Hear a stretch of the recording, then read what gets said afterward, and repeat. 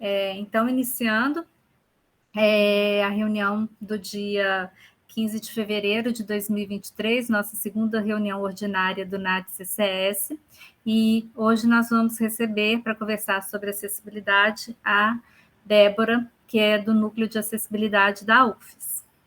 Então, Débora, deixo a palavra com você. Gostaria de pedir autorização aos presentes para a gravação dessa conversa. Caso alguém não se sinta à vontade, favor se manifestar. Não havendo manifestações, a reunião vai ser gravada. Débora, fica à vontade. Obrigada, Cíntia. Boa tarde a todos e todas, né? É um prazer muito grande estar aqui, ter recebido esse convite. A gente encontra aí algumas barreiras, né, da acessibilidade digital aqui, desse equipamento, né? O PowerPoint não abriu, mas eu acho que independente é importante, né, a gente poder começar esse diálogo, e que tem sido fundamental para que a gente avance nas questões que envolvem a acessibilidade na Universidade Federal. Eu penso assim que, inicialmente, é bom também eu explicar um pouco como eu chego aqui, né, no Núcleo de Acessibilidade, né? Eu também dei aula durante muito tempo, antes de entrar na universidade, e acabei entrando na universidade via concurso para técnico administrativo em educação. A minha formação é letras, direito, e aqui, né, depois que eu entrei, eu fiz meu mestrado, meu doutorado em educação no PPGE. E sempre voltado, né, para as questões mesmo que envolvem o ensino, que envolvem a educação e o papel da educação, né, na vida das pessoas. Então, quando eu entro na universidade, como o professor Alfredo colocou, eu sou, né, lotada na Pró-Reitoria de Planejamento e Desenvolvimento Institucional, e ali, né, na Proplan, eu começo, as pessoas delegam para que eu acompanhe as questões que envolvem acessibilidade e avaliação institucional. Então, eram duas coisas que caminhavam muito juntas. Eu estou, inclusive, na comissão própria de avaliação da universidade, né? Entro em 2012, dei uma pausa por causa do doutorado, mas voltei para a CPA novamente, e acompanhando as avaliações em loco de cada curso, a gente vai vendo que a acessibilidade é um ponto muito frágil da nossa instituição e de várias outras, né? Por uma série de questões, né? Por envolver uma edificação que já é muito antiga, né? E que foi se adequando, se moldando ao crescimento dos cursos, né? Principalmente aí no CCS, né? Enquanto estava na Proplan também, acompanhei, né, a elaboração do plano diretor físico de cada campus, e a gente sabe, né, todas as questões que envolvem essa localização do CCS, né, no campus de Maruípe. E aí o quanto isso também, né, impacta na acessibilidade aí arquitetônica e que são desafiadoras, né?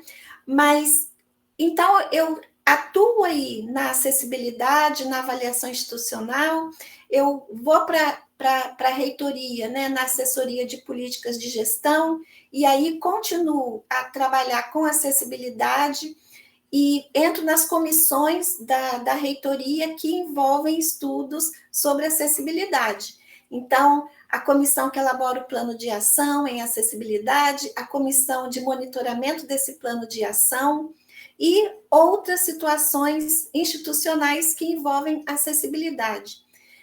Com a saída do professor Douglas Ferrari, que era o coordenador do núcleo, né, ele saiu para tratamento de saúde. Então, nesse período, a gente já estava até no EART, né? Começa o EART. Então, por ter essa convivência com o Douglas, com a acessibilidade, o próprio núcleo de acessibilidade, por estar ali sempre perto, né, nesses diálogos, então eu assumi a coordenação a convite do professor Gustavo Ford e do professor Paulo Vargas, né, porque atualmente o núcleo de acessibilidade da UFES é vinculado à Pró-Reitoria de Assuntos Estudantis e Cidadania. E por conta, então, dessa vinculação, né, a gente tem atuado também muito próximo ao professor Gustavo Ford, e a gente tem aí, nesse período do EARTE, vivenciado as experiências do núcleo de acessibilidade. Também acho importante, né, colocar aqui que o núcleo de acessibilidade ele é criado em 2011 e está até hoje, né, com essa característica de núcleo de acessibilidade, mas as demandas e a forma de ação do núcleo, ele se modificou bastante ao longo desses 10 anos.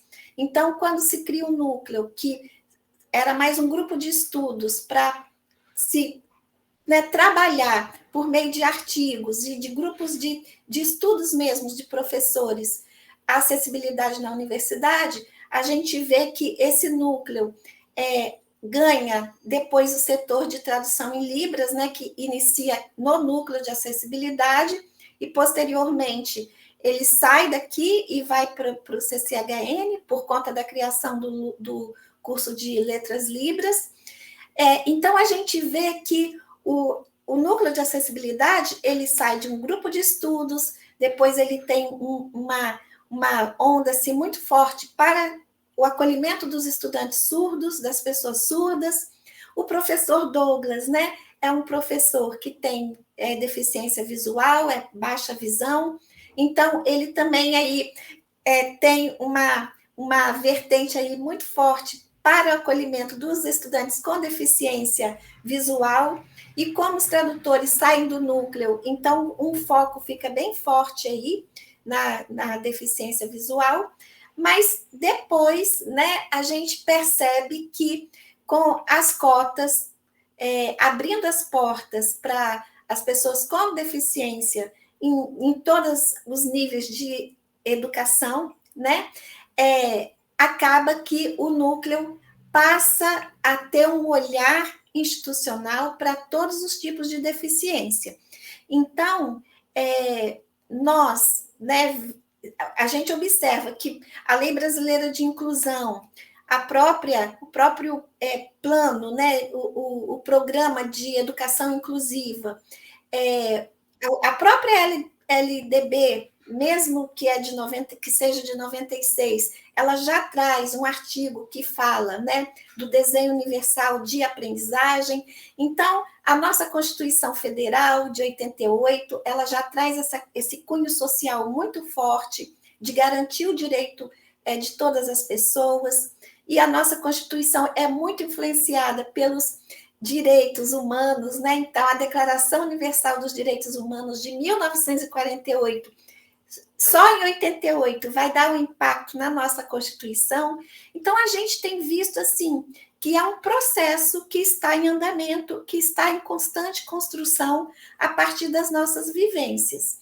Então, quando nós observamos, né, que as pessoas com deficiência saem lá da antiguidade, ao nascer com deficiência, as pessoas, né, as crianças nem são dadas a oportunidade, às vezes, de viver, né?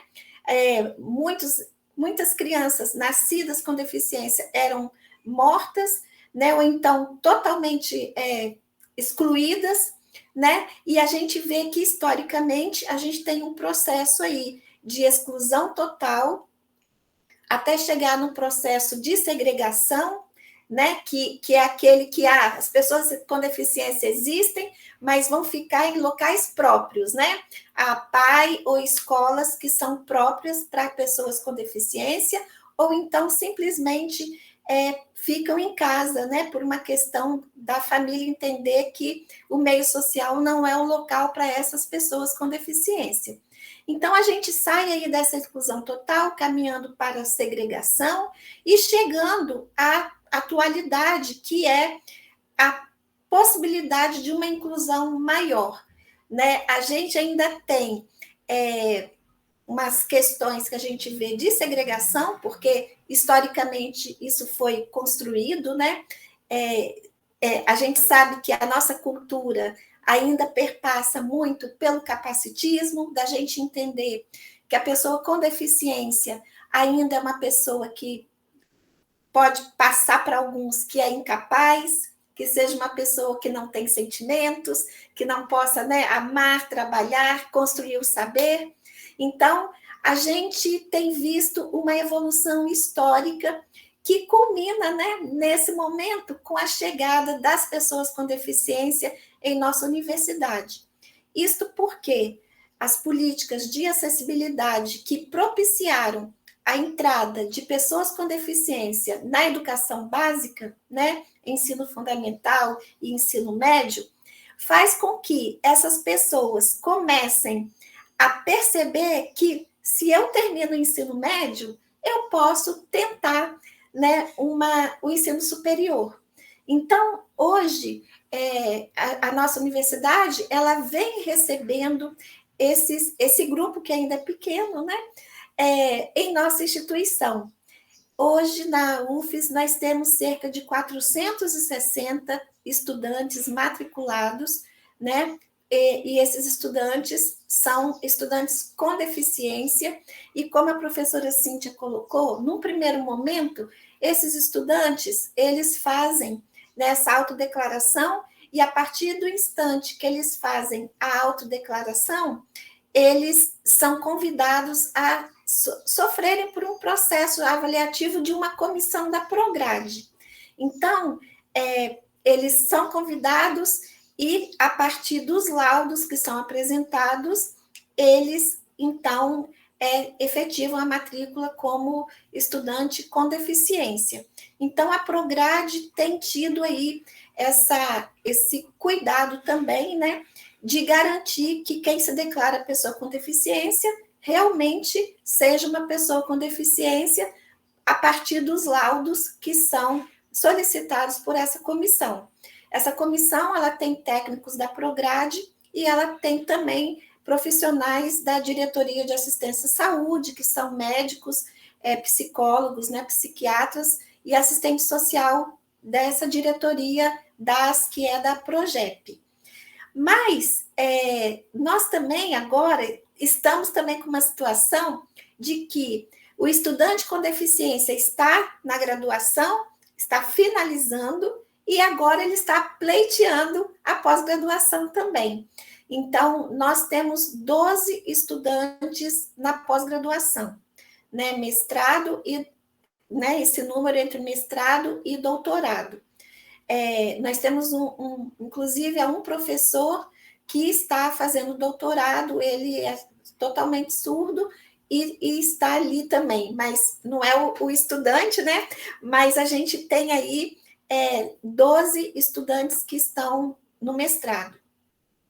E aí, para fazer esse acolhimento e para entender, né, como esse estudante chega a nós e como nós temos que atender esse público, né, a gente, então, tem trabalhado no sentido de, primeiro, porque, né, muitas vezes, enquanto núcleo de acessibilidade, participando das reuniões, os professores perguntam, mas esse estudante não tem condições de estar aqui, né? E aí a gente tem aquela questão, né, quando a diversidade interroga a docência, né? Então, olha, Débora, esse estudante não tem condição de estar aqui. E outra coisa, eu não tenho condição de dar aula para um estudante com deficiência, porque na minha formação eu não tive nada que me formasse para esse trabalho, para fazer esse atendimento mais especializado, né? Então, a gente tem buscado aí, junto à Prograde, essa formação de docentes, né, que para tirar essas dúvidas, para trazer, né, um debate maior, um diálogo maior, para trazer as trocas, né, de experiências entre professores, que tem sido fundamental para os avanços que a gente tem conseguido. E aí tem uma outra questão, que é a própria lei, né, que diz a universidade, ela tem a lei de cotas. A lei de cotas garante que esse estudante esteja aqui com acessibilidade garantida, que a universidade busque a permanência qualificada por todos os meios desse estudante.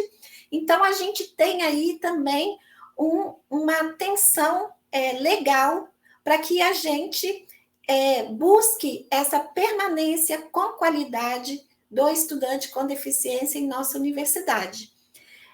Nós temos, né, buscado, né, nesse período, desde 2018, a gente tem um plano de ação. Por quê?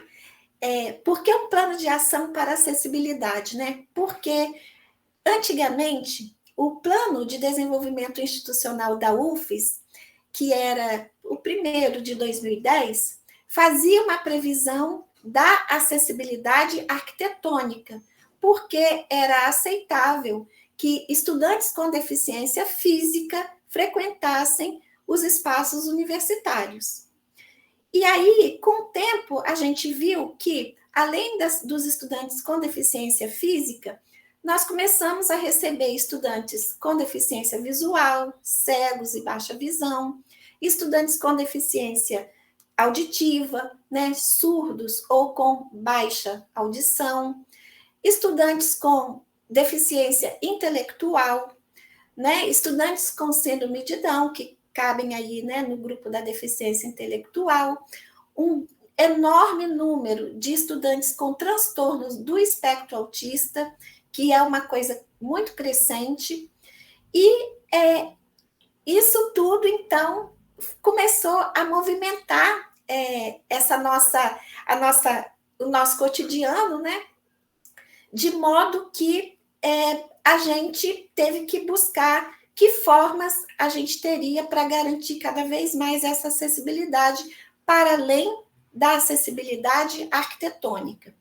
Então, nós temos, né, hoje, além dessa dimensão da acessibilidade arquitetônica, nós temos a dimensão da acessibilidade metodológica ou pedagógica, que é essa, principalmente, né, que a gente tem trabalhado muito junto aos professores, no sentido de como promover um aprendizado desse estudante, de modo que eu não esteja, né, que é muito que também nos é colocado, eu vou garantir um diploma do ensino superior para se tornar um profissional para uma pessoa que claramente não dá conta do conteúdo que eu, né, daqueles conteúdos que eu trabalho, proponho na minha ementa, né? Como que eu posso fazer isso? Que profissional é esse que eu estou garantindo que vai sair? E a gente tem visto assim, muitas vezes o estudante realmente ele não dá conta de fazer, às vezes, a prova no tempo que os outros fazem, né? Então, é garantido para ele uma extrapolação de tempo, um tempo a mais.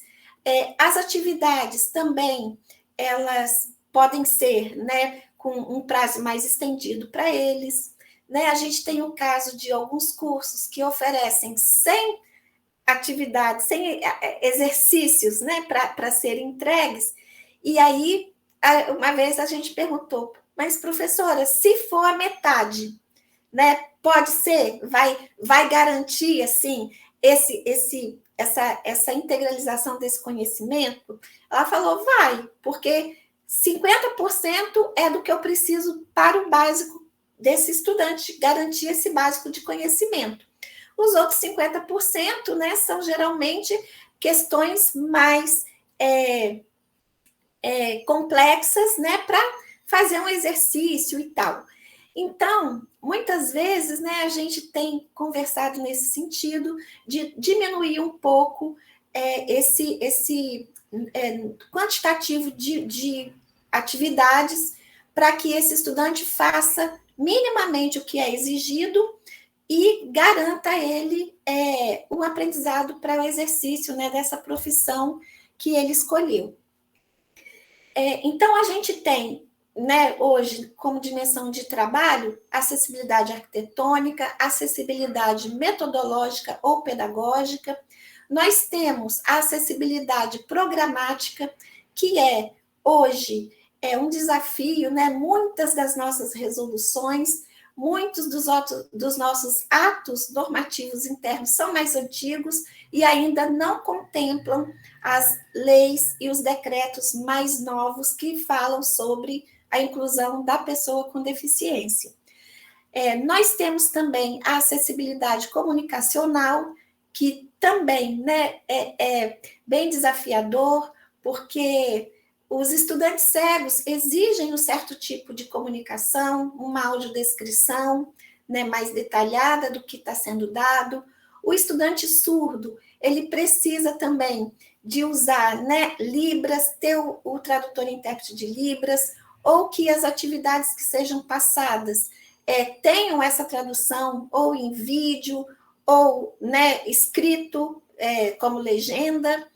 E muitas vezes o que a gente vê é que o professor passa um vídeo que tem legenda, mas essas legendas que são, né, criadas pelo próprio Google, né, pelas ferramentas que a gente tem de internet, elas não conseguem fazer uma tradução certa da fala das pessoas. Então, palavras em estrangeiro não é feita a tradução, e às vezes o equipamento, né, ouve uma coisa e escreve outra completamente diferente. Então, a gente tem trabalhado muito junto com o setor de tradução em Libras para oferecer aí esse serviço, né, que seja bem claro para o estudante surdo. Um outro tipo de acessibilidade é a digital, porque nossos sistemas ainda eles têm muito a avançar, né, para garantir a acessibilidade de todos, né, estudantes que têm algum tipo de deficiência, baixa visão, por exemplo, eles não conseguem trabalhar no portal do estudante, precisam de ajuda, né? O lepisma precisa de ajuda. Então, a gente vê que os nossos sistemas aí estão avançando para se tornarem acessíveis, né? E o eArt trouxe uma coisa bem interessante, porque quando começou, os estudantes surdos, eles não conseguiam pegar a imagem, né, da professora, do professor e do tradutor e fixar na tela essas duas imagens. E o eArt ali, a STI, conseguiu fazer isso, conseguiu avançar nessa perspectiva junto com o Google, né?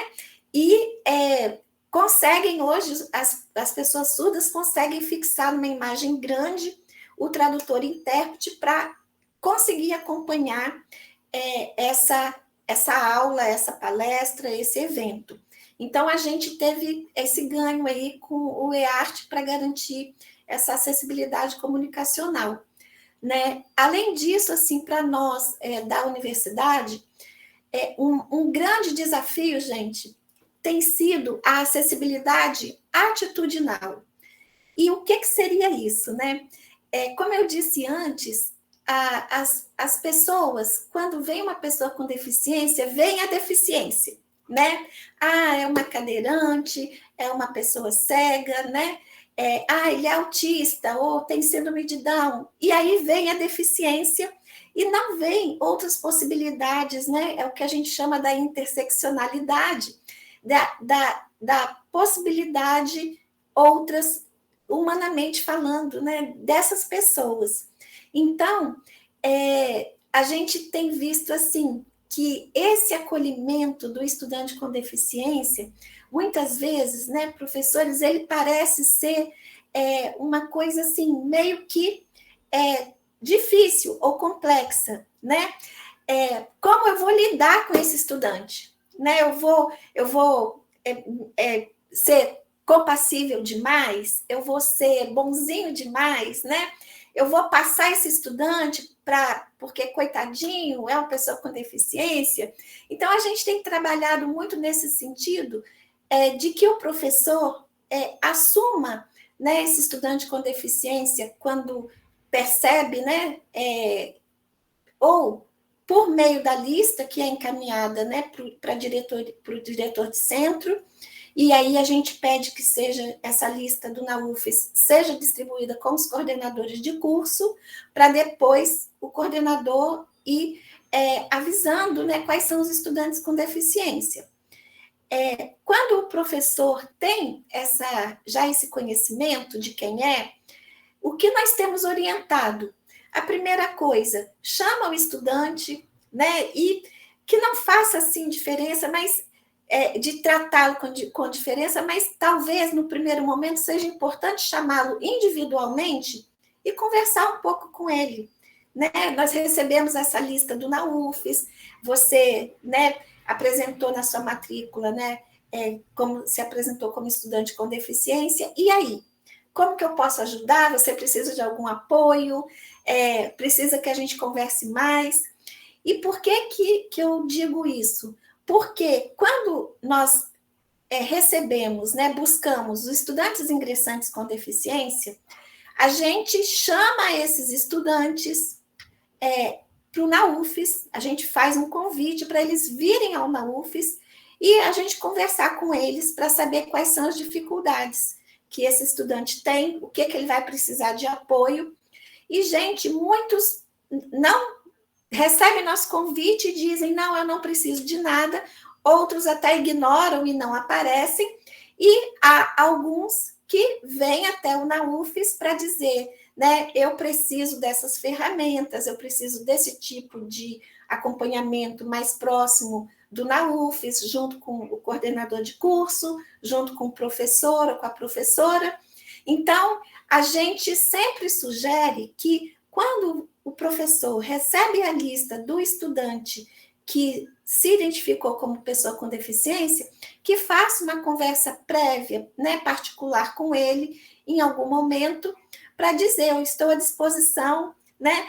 E aí não incorrer numa situação que uma professora até do Centro de Educação, ela coloca muito, que ela recebeu uma estudante surda e ela ficou muito preocupada, porque eu estou com essa estudante surda, como vai ser meu trabalho com ela, né? E com medo de excluir essa menina. E aí ela começou, né? Ela explicava e virava para o tradutor e falava assim, pergunta a ela se ela entendeu, né, o que eu disse, se ela precisa de mais alguma coisa. E aí a menina, um dia, né, no final da aula, chamou os tradutores e falou, olha, professora, não precisa se preocupar dessa forma, não precisa me destacar dessa forma, né? Ou às vezes o professor acha que está caminhando, ou às vezes o professor faz um destaque que não precisa ser tanto, né? Então, a menina pediu para não fazer esse destaque grande, que se ela tivesse dúvidas, ela usaria os tradutores para tirar as dúvidas, né? Então, do tipo, me trate como os outros, né? Mas tudo isso é importante para, até chegar a esse me trate como os outros, é importante conversar um pouco com esse estudante, ou por meio da coordenação, né? Ou o próprio professor da disciplina, conversar com esse estudante. Então, nós do NAUFES temos trabalhado assim, numa rede mesmo, multidisciplinar, porque a acessibilidade, né, de acordo agora com o novo Plano de Desenvolvimento Institucional da UFES, 2021-2030, a acessibilidade passou a ser um desafio institucional e, portanto, a acessibilidade é uma questão institucional. E sendo institucional, né, ela tem que estar presente nas ações de todas as pró-reitorias, de todas as superintendências, de todas as secretarias, de todos os centros de ensino e de todos os cursos. Então, a acessibilidade passou a ser um compromisso institucional de todas as unidades acadêmicas e administrativas. E com isso, como as instituições não são Não, a UFES a UFES não é nada sem nós, né, pessoas. Então, a gente volta para a questão atitudinal mesmo. Então, como que nós, pessoas, vamos vencer conceitos, preconceitos, estigmas historicamente construídos que excluíam essas pessoas, para que agora, enquanto uma universidade, né, que tem um compromisso, uma responsabilidade social de promover essas transformações, né, sociais, garantir uma cidadania plena das pessoas, então como que nós, cada um de nós, sendo docente, sendo técnico e sendo estudante, né, como que nós podemos promover essa acessibilidade atitudinal? Como podemos efetivamente incluir o estudante com deficiência, né, na nossa comunidade acadêmica? E a pergunta assim, que sempre é muito interessante fazer para garantir essa acessibilidade atitudinal é: como que eu posso te ajudar? Né? Ele vai dizer: não preciso de ajuda, tá tudo bem. Ou então, podia me ajudar nesse sentido. Então, hoje, uma das grandes reclamações, né, dos estudantes que nós atendemos passa muito por: eu me sinto sozinho na instituição, eu me sinto excluído, eu não vejo, né, o meu professor fazer uma atividade diferenciada para mim, meu professor, a minha professora nunca conversou comigo para me conhecer mais, saber, porque realmente tenho, né, algumas limitações. Então, essa acessibilidade atitudinal, ela é fundamental, né, para que o estudante ele se sinta acolhido na universidade, no curso e na própria sala de aula, né? Porque eu até vou contar assim, um caso que é pessoal, né? Eu estudei numa escola que nós começamos com uma colega que teve paralisia infantil e a gente, desde pequena, conviveu com ela. E é uma pena que minha apresentação não deu aqui, porque eu ia mostrar uma coisa assim, muito legal. A nossa escola era uma escola que tinha uma vertente, né, religiosa também, e desde o momento que essa amiga passa a fazer parte da nossa turma, a gente tem aquela coisa assim da defesa da vida, né, ali. Então, todos nós, junto com o professor e tudo, a gente se movimentava para nunca deixar essa amiga no recreio sozinha, porque ela tinha dificuldade de mobilidade, né? Essa escola que eu estudava tinha uma praia, então a gente sempre fazia esse revezamento, né, de descer com alguém, ficar com ela na praia, né? Então a gente brincava um pouco, revezava e ia o outro colega brincar, mas para nunca deixar essa colega sozinha. E aí eu cresci assim, né, dos 6, 7 anos com essa amiga, até o ensino médio, né? E aí cada um foi buscar aí o seu curso. Mas, inclusive, a gente tem o nosso grupo até hoje, a gente se encontra. E onde eu quero chegar com isso, né? Essa amiga, ela se formou, é engenheira civil, casou, tem 3 filhos, né? E até hoje a gente se encontra, né? E assim, por que eu disse que pena que eu não consegui abrir o PowerPoint? Porque a gente tem a nossa foto de turma, agora todo mundo aí já com essa super jovem aqui, idade, né? A gente tem os encontros e ela está ali, com um sorrisão, conosco. E aí a gente viu o quanto essa não solidão dessa colega, né, contribuiu para que ela percebesse que ela poderia ter os sonhos, poderia se realizar profissionalmente como mulher, né, casar, ter os filhos ou não, mas se realizar, né, amar.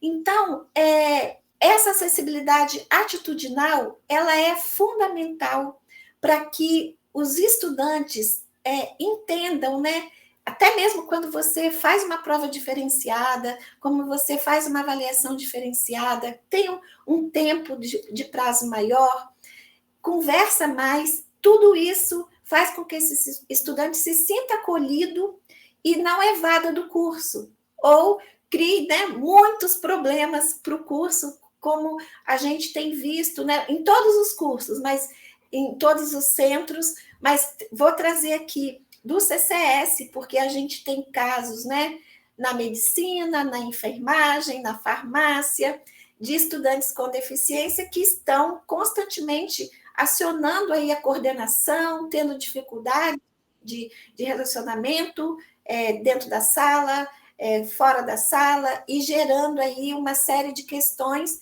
que estamos sempre dialogando com essas coordenações. Mas quando a gente conversa, tudo melhora, né? E recentemente o coordenador de um desses cursos, né? A gente conversou bastante sobre um problema aí bem sério que estava acontecendo, e aí ele tomou uma atitude, ele falou, Débora, e aí eu falo assim, nossa, mãe, é muito sério, né? Nós nos tornarmos um pouco de referência, né? Porque é uma responsabilidade grande, né?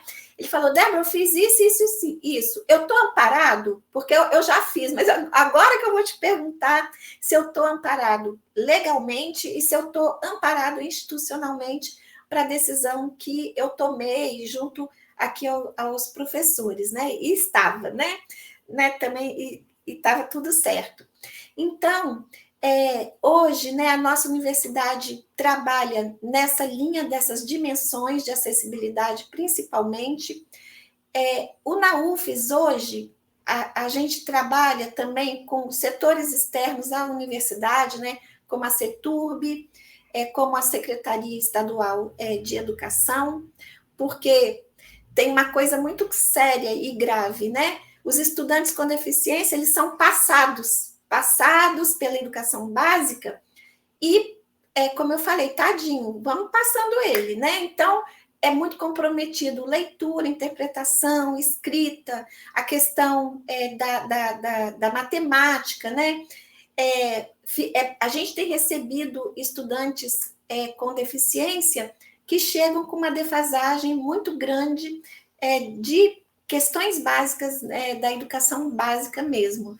E isso a gente tem lutado aí junto à SEDU e às secretarias municipais de educação nesse sentido, né, de ter um profissional ou trabalhar mais junto aos professores para garantir minimamente a língua portuguesa, minimamente as questões da matemática, da física, né, por aí, da química, mas estou falando muito, gente, eu falo, hein? Isso sem um slide, meu Deus, mas então a gente tem visto assim, que uma coisa que nós notamos, né? São 460 estudantes com deficiência, desses, 180 mais ou menos estão conosco no NAUFES, principalmente de Maruípe e de Goiabeiras, porque em São Mateus existe uma comissão vinculada ao NAUFES que está atendendo os estudantes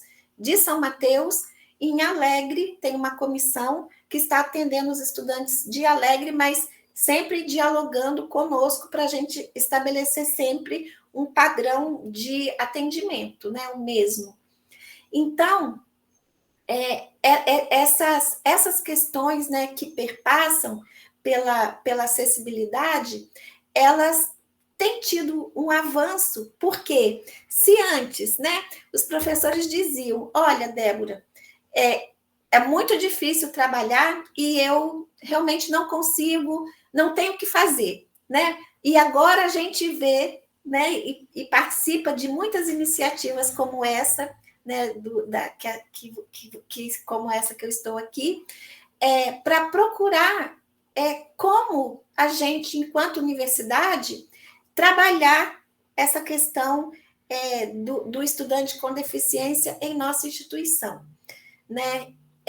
Então, a gente tem buscado muito, né, caminhar juntos, né, cada vez mais ampliar essa rede multidisciplinar, ampliar essa rede de diálogos, e com isso, né, nós eu estava à frente de uma comissão que trabalhou a política de acessibilidade da UFES, que já está, né, lá na reitoria para ir para o conselho, para aprovação, né, porque até hoje a gente trabalha com resoluções da Prograde, do NAUFES, leis e decretos externos, e as dúvidas foram crescendo, e um número de estudantes cada vez maior ingressa a cada semestre.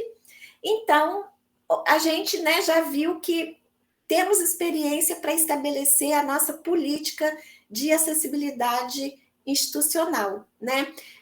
Já temos um PDI que hoje, através, né, porque lá no PDI vocês irão ver que há uma descrição do que é acessibilidade, que vai falar dessas dimensões de acessibilidade que eu falei aqui, e existe também o projeto pedagógico institucional que está no PDI e que vai dizer, né, quais são as políticas de acessibilidade adotadas para o ensino, para a pesquisa e para a extensão. E outras questões, né, que envolvam acessibilidade, que a gente só vai nesse aprendizado, né? As experiências vão fazendo com que a gente vá avançando nesses diálogos e nessas trocas para garantir essa acessibilidade e essa inclusão acadêmica plena, né, de nossos estudantes.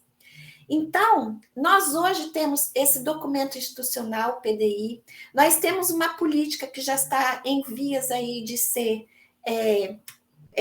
aprovada, né, e vai ser muito importante. O núcleo de acessibilidade hoje é composto por mim, que estou na coordenação. Nós temos 2 assistentes em administração, temos uma psicóloga e estamos aí em vias de receber, né, uma assistente social para trabalhar conosco e pedagogas também para trabalharem conosco. Essas pedagogas, elas estão vindo de um contrato terceirizado, e aí, né, deixar assim que é provisório, né, até que a gente consiga vagas para concurso de efetivos no segmento técnico-administrativo da UFES, para vagas para os pedagogos, né, que são fundamentais para a gente desenvolver a acessibilidade metodológica, né, pedagógica. Então, hoje mesmo eu tive reunião com a empresa que venceu a licitação para que o nosso contrato seja, né, efetivado. Esse contrato ele está garantindo a contratação de pedagogos, audiodescritor, que é aquele que vai trabalhar, né, audiodescrição não só para o estudante cego, baixa visão, mas também, gente, nós temos muitos estudantes com transtornos funcionais de aprendizagem.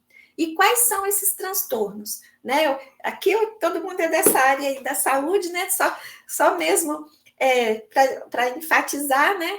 Que são os dislexos, alunos que têm descalculia também, transtornos com déficit de atenção e hiperatividade, né? Esses são os mais recorrentes, esquizofrenia, que nós temos também, e muitos estudantes com depressão ou saúde mental comprometida têm procurado na UFES, mas esse não é o nosso público, mas não tem como a gente virar as costas, né? E aí a gente tem conversado muito no sentido, né, na ProAS, na reitoria, no sentido de viabilizar aí ações voltadas para a saúde mental de uma forma geral para a instituição, porque os casos de depressão e de saúde mental comprometida são crescentes, né? Então, isso tem aumentado muito.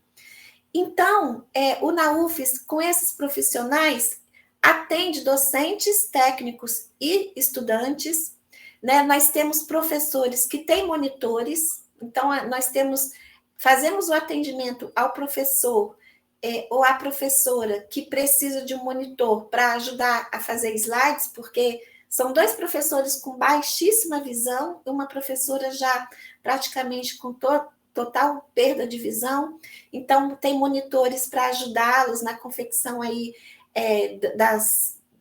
dos slides, para ligar o equipamento, para estar com ele, né, ali nesse momento da sala de aula. Nós temos monitores de mobilidade, que são aqueles que recebem estudantes cadeirantes ou com baixa mobilidade e ajudam esses estudantes a andarem pelo campus.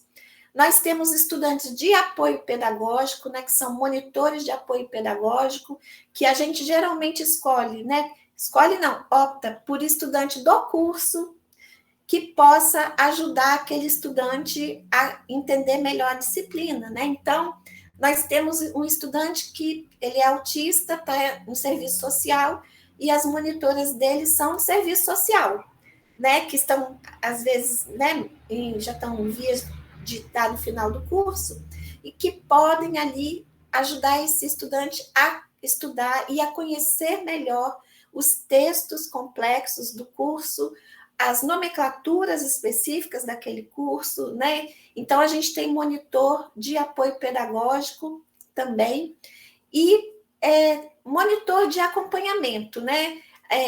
Ajuda esse estudante a se integrar ali no campus, vai com ele para o RU, está ali por perto, né, para tirar dúvida, para ajudar a entrar no portal do estudante, fazer matrícula, tirar dúvidas. Então, hoje, o NAUFES trabalha com essas monitorias também para atender a comunidade. Então, a gente tem monitor que trabalha em Goiabeiras, a gente tem monitorias aí para o CCS, né?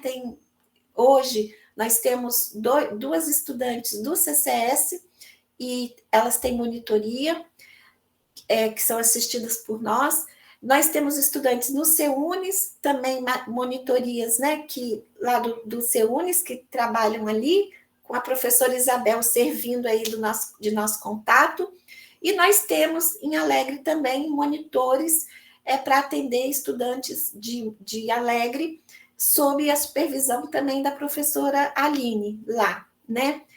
E esses são os nossos serviços. A gente tem uma psicóloga que ela faz acolhimento também, mas o trabalho dela não é a psicologia, o atendimento clínico, né? Porque não é essa a proposta, é mais atender e compreender as ansiedades para que a gente possa dar esse feedback para o professor e para o curso. E a assistente social também, né? A gente atende um número muito grande de estudantes de baixa renda no NAUFES. E, na verdade, quem está no NAUFES, a maior parte é estudante da assistência estudantil, estudante de baixa renda, porque os estudantes com deficiência que têm uma renda maior, eles nem nos procuram, né? Porque a família consegue dar esse atendimento, assistência psicológica, né, médica e outras questões, né, que são importantes, né, de fisioterapia para esse acompanhamento. E então, nós aí, né, para finalizar, então, estamos aí buscando aí essas parcerias e agradecendo imensamente esses espaços, né, que nos são cedidos para que a gente possa fazer essas trocas, esses diálogos e construir mesmo. A gente está numa fase mesmo de aprendizado da instituição, né? A gente aprende muito com os nossos estudantes. A gente tem estudantes cadeirantes que nasceram com paralisia cerebral e têm a mobilidade, assim, tanto dos membros superiores quanto inferiores, muito reduzidas, mas que têm um cognitivo perfeito, que dão um show na sala de aula. Então, quando a gente fala, né, dessa questão atitudinal mesmo, a gente dar essa chance, né, ter esse outro olhar para esse estudante, né, trabalhar nesse âmbito aí das humanidades mesmo, e saber, né, que cada curso, né, está formando profissionais que futuramente irão trabalhar com pessoas com deficiência. Então, a gente tem conversado com a Prograde, né, que nesse trabalho aí de revisão dos PPCs, o quanto é importante os cursos começarem a pensar essa temática de ter como disciplina optativa, né, obrigatória, de que as atividades complementares possam trazer esse olhar também, por meio das atividades complementares, ter alguma coisa que diga tantas horas aí para experienciada com pessoa com deficiência, porque hoje a gente vê esse número crescente, vê as dificuldades, né, que algumas pessoas com deficiência têm de lidar com algum tipo de profissional, e a gente está formando profissionais e a gente está formando pessoas também, né, que estão aí ressignificando a nossa história, que eu acho que é fundamental, né? E é isso, gente. Falei muito sem os slides, né? Mas era basicamente isso que estava lá. Obrigada, Cíntia. Débora, a gente que agradece muito a sua fala. Eu, pelo menos, eu fiquei minha mãozinha inquieta aqui, eu fiz bastante anotação e tem algumas perguntas. Eu acho que a gente tem uns 5 minutinhos, eu acho que a gente poderia abrir para perguntas, né? Eu vou deixar as minhas para depois, e aí a gente utiliza esse tempinho que a gente tem ainda. Nossa reunião geralmente vai até às 3h30. Então, a gente abre para pergunta. Professor Alfredo levantou a mão. Professor Alfredo, por favor. Sim, como vocês estão vendo, o PDI da universidade é um gigante onde abraça diversas áreas, diversos conhecimentos, né? Então, o planejamento institucional ele foi muito bem elaborado, né? E essa questão da acessibilidade, a Universidade Federal do Espírito Santo, ela foi contemplada junto com algumas outras universidades há cerca de 4 anos atrás, no programa do MEC, que elegeu o projeto Acessibilidade como cartão de visita para a nova modalidade a ser implementada dentro das universidades, daquelas que queriam elaborar seu projeto em relação ao tema. A UFS fez isso, eu fui muito feliz de ter visto a Débora trazendo as dimensões, contextualizando um pouquinho aqui, né, trazendo essas dimensões do projeto. Vocês podem observar a grandiosidade do projeto, eles têm diferentes metas, diferentes ações, têm vertentes, né, tem parcerias, né, e isso traduz exatamente na pujança. E ainda, não houve tempo ainda para a Débora falar, mas também tem um outro investimento por trás disso aí, que são os equipamentos. Os equipamentos e a chamada infraestrutura, que também está por trás, como as passarelas, as de piso baixo, as de piso alto, as plataformas, né? Nós inauguramos agora a primeira plataforma de acessibilidade lá no IOUFES, né? São quase 15 em toda a universidade, né? E isso, para vocês terem uma ideia, é uma modalidade que está crescendo muito e o CCHN deu assim, um pontapé gigantesco nessa aposta dessa mudança de comportamento na UFS, essa chamada essa mudança atitudinal, né? E isso aí trouxe para a gente uma grande base de enriquecedor. Então, parabéns a Débora, parabéns à UFES pela a grandiosidade do projeto. Ele é muito mais do que somente pensar na questão doença, estado de saúde mental. Ele está por trás disso aí, tem muito mais coisas ainda que a Débora ainda não pôde falar totalmente, o que abre para nossas perspectivas, né, Daniela Silva, para a gente trazer o João Figueiredo, trazer lá, como a Andréa trouxe, uma oficina para conversar. Olha a dimensão com que está sendo colocado a ideia da Proplan, da Débora aqui, do NAUF, é gigantesco. Então, nós estamos, assim, com um cartão de visita pela primeira escolha nossa, né, Cíntia? Assim, abrangendo, assim, possibilidades gigantescas, né?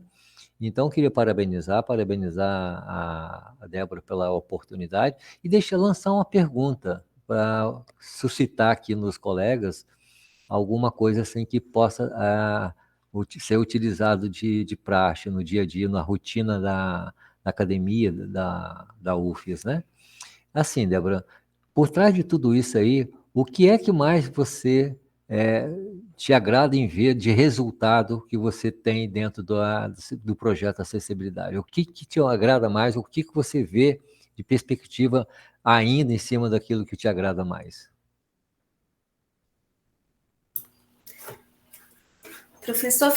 Até o professor Alfredo trouxe aí essa questão da infraestrutura, né, das calçadas, da instalação dessas plataformas elevatórias, da melhoria dos banheiros acessíveis, e eu não posso deixar de falar, senão a Biblioteca Central vai depois puxar minha orelha, né, o Fábio Medina, porque a Biblioteca Central fez uma reforma na infraestrutura para tornar a biblioteca cada vez mais acessível, abriu, né, todas as portas, paredes, para facilitar, né, essa acessibilidade ali dentro da biblioteca, e nós conseguimos comprar equipamentos de tecnologia assistiva, e aí a gente tem um laboratório informacional que está instalado na biblioteca, para atender, né, demandas de estudantes que têm algum tipo de deficiência. E esse laboratório ficou na biblioteca, pela parceria aí que o Fábio também tem com a acessibilidade, né? Então, foi um investimento bem alto nesse período. Esse laboratório, né, ele foi inaugurado durante o EARTE, mas isso foi divulgado também. Mas, olha, professor Alfredo, se me perguntar assim, o que mais, né, tá assim, desse projeto que está tendo como grande resultado, primeiro, o NAUFES, é o crescimento do NAUFES e o acolhimento da comunidade para as questões de acessibilidade, e, né, nós estamos assim em vias, né, de termos aí uma ampliação do status mesmo do núcleo, porque, como o professor Alfredo bem ressaltou, né, as dimensões da acessibilidade, elas são enormes, e muitas vezes o núcleo, né, sendo apenas núcleo, vinculado à Pró-Reitoria de Ações Estudantis, ele fica até um pouco tímido, porque a gente sempre passa ali pelo pró-reitor, né, pela reitoria. Então, a gente está aí nessa busca de mudar mesmo o status, né, do núcleo, uma diretoria, uma secretaria, a gente está aí já com isso bem trabalhado, e a comissão que elaborou a política de acessibilidade. Então, são várias frentes que trouxeram assim para nós muitos ânimos, né? Mas o trabalho, assim, o que eu vejo de melhor não é justamente a sensibilidade, professor Alfredo, de cada um, né, de vocês, de buscar favorecer essa permanência qualificada do estudante com deficiência. Então, hoje, assim, com todas as dimensões de acessibilidade que a gente tem trabalhado, mas tudo isso tem partido da acessibilidade atitudinal, né? Do superintendente de infraestrutura, dos diretores de centro, dos professores, né, que estão aí. E então, essas frentes que estão se concretizando, né, como ferramenta, tem sido fundamental, mas o que nós mais percebemos é a mudança de paradigmas e de comportamento com relação ao estudante com deficiência. Então, os outros são, né, as outras frentes que a gente avançou são muito importantes, mas o olhar da universidade dentro do plano de desenvolvimento institucional mostrou que a nossa comunidade avançou em termos de humanidade e de olhar para o outro, essa coisa da alteridade mesmo, né? Com uma coisa assim, que diz por que somos universidade e por que somos diversidade, né, nesse âmbito. Mas foram muitos avanços aí nesses aspectos todos aí, professor, mas o que me traz assim muito forte é as pessoas se abrirem para acolherem a pessoa com deficiência e buscar, né, canalizar esses trabalhos e toda essa infraestrutura para essa permanência qualificada. Muito obrigado. Obrigada, professor Alfredo. Obrigada, Débora. O professor Ricardo está com a mão levantada. Por favor, professor Ricardo. Olá, pessoal. Boa tarde. Débora, Boa tarde. obrigado pela explanação. Foi ótimo, deu para a gente entender bem como é que o NAUFS funciona. E, assim, é interessante que a gente recebe quase todo período algum aluno com algum tipo de deficiência. E é algo que a gente consegue ao longo do semestre, é um pouco difícil no início, né? A gente tem muito medo de como a gente vai tratar esse aluno, mas depois que a gente acostuma, a gente acaba conseguindo, né, atender esse aluno, né, ao longo do semestre. Mas um problema muito sério que eu vejo que a gente tem, que você tocou no ponto, a gente tem muitos alunos com problemas psicológicos, como você disse, não é um problema do NAUFS, né, não é algo que o NAUFS resolve, mas o NAUFS tem feito uma ajuda nesse sentido. E normalmente é um problema mais agudo. Esse aluno, ele tem às vezes um surto em sala de aula, ou ele fala para você, professor, eu estou com vontade de me matar, ou ele fala para você, professor, eu estou me mutilando em casa, eu estou falando de relatos reais de alunos que vêm falar comigo. E é algo mais agudo, algo que a gente precisa resolver ali naquele momento. E a gente também não tem informação para isso, né? Algo que a gente possa, né, estudar, a gente possa, né, ter um tempo para se organizar e aplicar com o aluno. E eu tenho muita dificuldade em conseguir atendimento emergencial para esses alunos. Toda vez que eu procuro, é uma dificuldade em algum órgão, em outro, e já tive que tirar dinheiro do bolso para pagar psicólogo para aluno, porque era algo emergencial para fazer. Onde a gente pode buscar ajuda? Quem é que pode auxiliar a gente com esses alunos? Professor Ricardo, aí no CCS, né, tem um braço da Proes, mas como você falou, né, é a Renata, e eu acho que aí também os casos são muitos, né, que a gente também tem esses relatos, né, de automutilação, de tentativa de suicídio, de surtos que, né, tá acontecendo demais, demais mesmo, no âmbito da instituição, né, como um todo. E aí, essa semana, né, a gente tem um grupo que é chamada Universidade Promotora de Saúde, e que, como isso tem sido muito crescente, né, a busca por nós, pelo estudante em depressão, pelo estudante que está falando que está querendo se matar, eu vou me matar, eu não estou suportando, e surtos, né, a gente tem que somar esses esforços mesmo. E tem esse grupo Universidade Promotora de Saúde, que hoje até é uma colega de vocês, né, que está coordenando os trabalhos, que é a professora Liliana Pimenta, que está lá, é isso mesmo.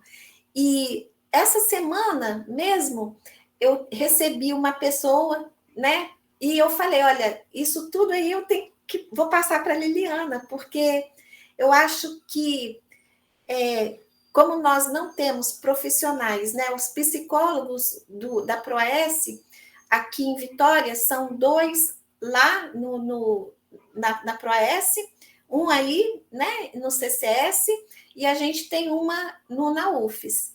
E tem um em Alegre, tem um em São Mateus. Então, são poucos profissionais para essa demanda. Mas a ideia é que a gente busque, por meio desse grupo, uma ação, né, que traga profissionais para conversar conosco e saber como lidar, né? Existe uma proposta para o curso de psicologia, para que o curso de psicologia também abra essas portas para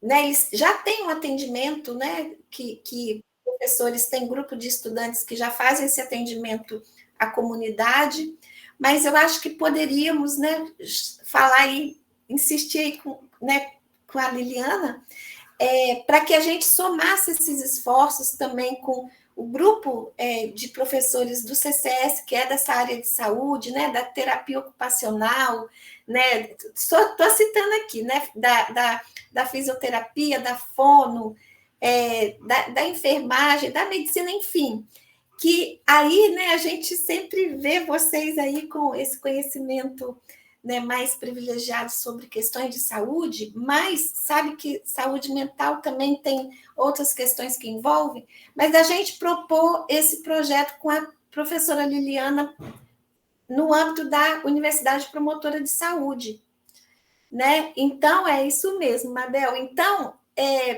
eu vejo, né, Ricardo, que são poucos profissionais, né? Na DAS a gente tem uma psiquiatra que a agenda dela está igual, né? A agenda, assim, né, de outro... da pública, assim, né? Que é muito tempo para conseguir agenda de tanta demanda. Então, eu acho que se pensarmos aí juntos ações que possam minimizar, né, e nos preparar para fazer algum tipo de ação mais próxima para as questões que a gente vê de saúde mental e depressão, sobre esses casos, tanto de estudantes quanto dos próprios servidores da UFES, né? Então, a gente vê aí que, depois da pandemia, então, cresceu bastante, né, essa questão da saúde mental, né, da depressão e esses males, assim, que nos afligem, né, psicologicamente. Mas eu acho que vamos ter que somar esses esforços, viu, Ricardo? E buscar aí, com a ajuda desses profissionais que a gente já tem, para ampliar esse atendimento de uma forma mais concreta mesmo, né? Somar esses esforços. Débora, obrigado pela explanação, obrigado pela dica. Eu não conheci o grupo, a Mabel colocou aqui, eu vou conversar com a Liliana. Mas eu acho assim que a gente tem que juntar esforços e conversar com a Proesse, porque a demanda é muito grande, eles não dão conta. Toda vez que eu preciso de um atendimento emergencial, olha, a psicóloga agora está ocupada, é só com horário marcado. E muita coisa não dá para a gente resolver com horário marcado. A gente precisa de algo na hora mesmo, né? E a gente não é psicóloga, a gente não tem muita ferramenta, às vezes, para conversar com o aluno, né? Dependendo do tipo, né, de crise que ele tem, a gente fica com receio de falar alguma palavra errada e piorar ainda mais a situação. Então, às vezes, o máximo que a gente consegue fazer é dar um abraço no aluno, falar com ele, olha, calma, que eu vou tentar procurar ajuda para você, mas ele precisa além disso, só isso não resolve para ele, né? Então, a gente conseguisse fazer alguma coisa junto à Proesse para aumentar, né, o auxílio a esses alunos e ajudar bastante. Obrigado, viu? Desculpa interromper aí, professor Ricardo. Eu gostei da intervenção que você fez e da proposta aí da Débora, e acho que vai além disso, porque envolve, como você mesmo falou, nós mesmos profissionais de saúde do CCS, talvez a criação aí mais tarde de um projeto clínico, porque isso exige investimento, né? Então, um projeto clínico para tratamento de emergência, urgência, né? Tratamento em médio e longo prazo, isso tudo aí talvez exija um projeto clínico de envergadura envolvendo o CCS com as diversidades que tem de cada curso. Acho que a gente tem que buscar um parceiro também, elaborar isso, talvez. Daí entender a dimensão do núcleo, e eu já estou pensando no núcleo na formatação de secretaria, entendeu? E aí acho que o Ricardo trouxe um ponto de pauta muito interessante, porque é a questão do pontual do dia a dia, né? O que fazer, né? Nós sabemos de toda esse conhecimento, toda essa questão administrativa, do PDI, do seu envolvimento, e da forma que você trouxe, mas no dia a dia ali, como que o professor ele pega aquele aluno, ele resolve, dá solução. Então, esse parceiro que a gente precisa ter de imediato para poder atender essa demanda que nós temos. Às vezes fica difícil numa sala de aula, e aí eu vou me reportar ao professor Ricardo, porque às vezes você tem que, reduzir a carga horária da aula para atender aquele aluno, porque se você deixar para terminar a aula, para atender ele, depois fazer o atendimento do aluno após a aula, você vai correr o risco de ter um evento não esperado, e esse evento não esperado ele pode acontecer. Isso pode levar danos, consequências muito graves em relação à conduta nossa, atitude, a ética, a bioética, e isso ferir um pouco a nossa imagem. Então, a gente precisa ter alguma coisa palpável, significativa, sólida, para a gente construir esse aluno ali dentro, retornar ele de forma sólida, concreta, ali dentro daquele ambiente escolar, entendeu? Então, é nesse aspecto que eu gostaria de agradecer a parte que foi me dada aí, professor Ricardo. Muito obrigado. Bom, eu vou falar rapidinho, vou passar a palavra à professora Andréia, mas isso é um ponto principal, um ponto que eu diria que é até prioritário, assim, a gente trabalhar com a saúde mental dos próprios alunos, como dos professores, porque, como o Ricardo falou, né, a gente tem questões de alunos que têm crise durante as aulas, crise de ansiedade, e, enfim. Aproveitar a presença da nossa vice-diretora, né, na reunião, porque hoje, conversando até com um profissional da área que a gente vai tentar trazer para conversar com a gente sobre saúde mental, a pergunta que ficou foi, ok, onde o Ricardo pegou. O aluno está ali, a gente reconheceu o problema, e o que a gente faz com ele? Né? Porque a gente diagnosticar, que eu digo no sentido de perceber, né, que o aluno está com problema, conseguir que o aluno verbalize, aí a gente manda para onde? E é aí que está, eu acho que é um gargalo institucional, que, por exemplo, tem a Renata em Maruípe, mas é só ela para dar conta de tudo.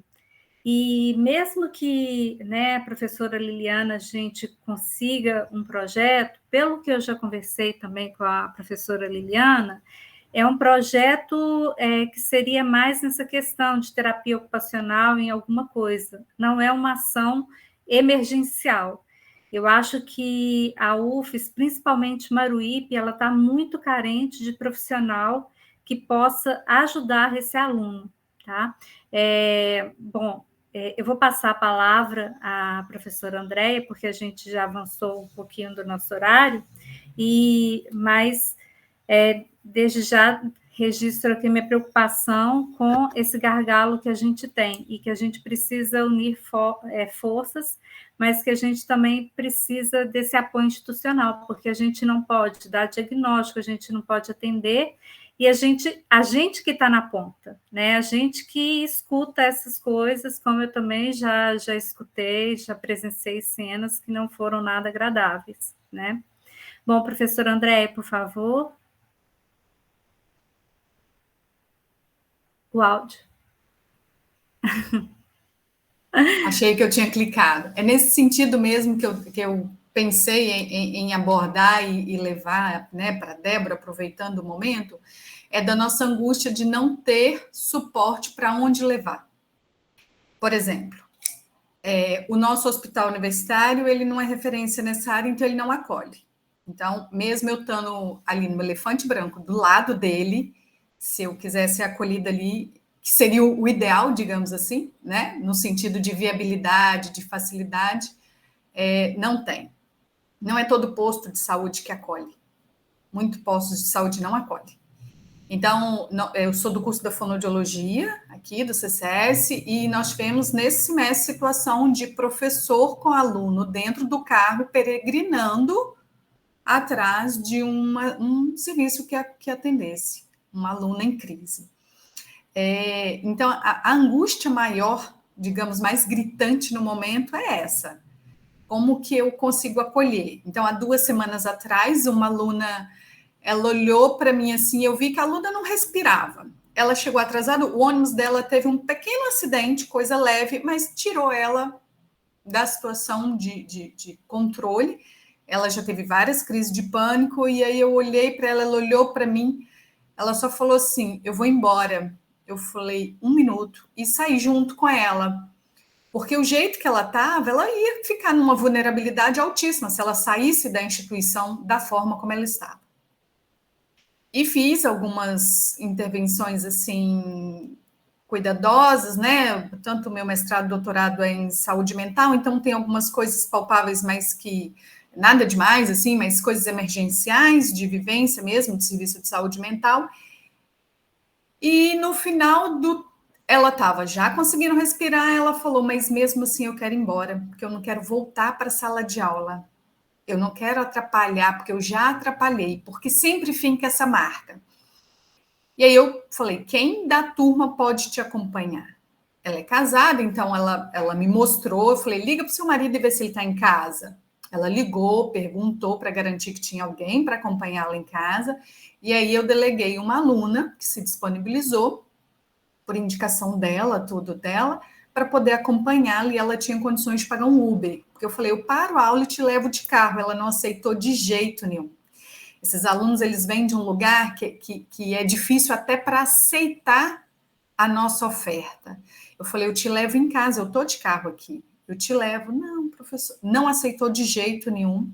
E no final das contas, ela falou que tinha condições de um Uber, e aí coloquei uma aluna dentro da minha possibilidade que eu podia acolher.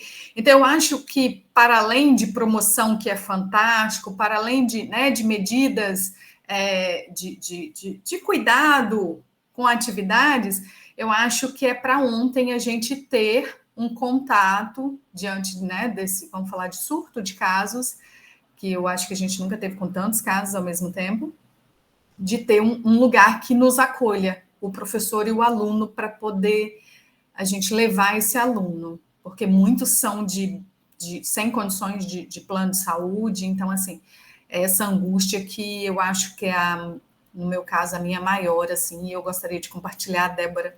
Obrigada pela escuta, obrigada por estar aqui, mas eu sinto necessidade justamente disso que todo mundo está colocando aqui. Obrigada. É isso, gente. Eu acho que nosso encontro ele foi muito produtivo, né? Eu acho que tocar nesse assunto, passar para a instituição essa nossa angústia, olha, é algo terrível a gente ver uma situação dessa, e como a Andréia falou, às vezes a gente acha que a gente está ajudando, e às vezes até atrapalha o aluno, porque ele não quer ser exposto, ou ele tem vergonha.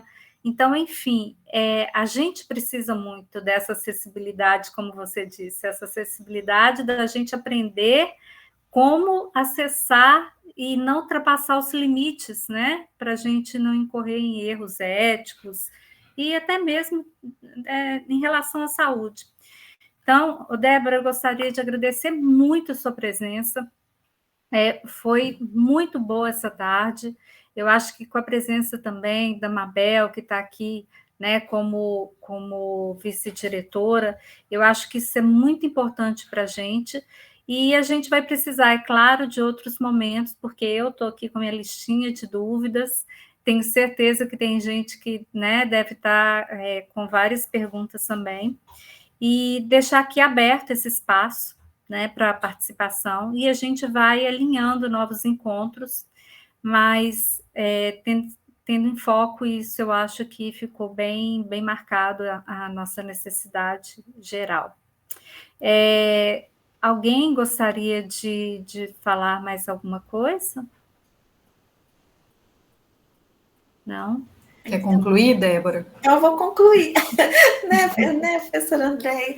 Não, agradecer muito essa oportunidade, né, porque os avanços que nós estamos tendo graças a esses momentos, a essa escuta de vocês, né, a proposta do Núcleo de Acessibilidade da Universidade, esse acolhimento que vocês também nos dão, né? E essa possibilidade de criar essa rede aqui de diálogos, essa rede multidisciplinar, para tratarmos dessas questões pontuais que existem em nossa instituição, que, como bem disse a professora André, a gente está tendo surto aí de questões, né, como de surtos, né?